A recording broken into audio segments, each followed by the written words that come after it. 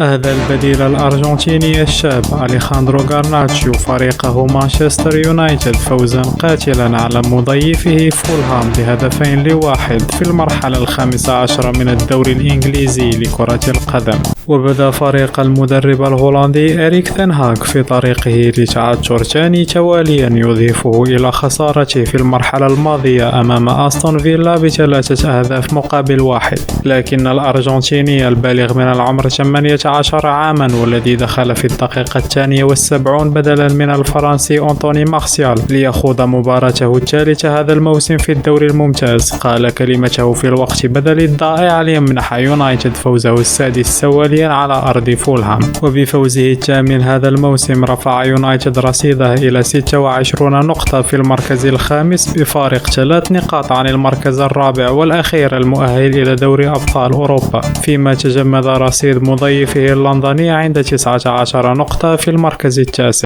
السلام عليكم، لا تنسوا الإعجاب بالفيديو والاشتراك في القناة تشجيعا لنا لنستمر بنشر المزيد إن شاء الله.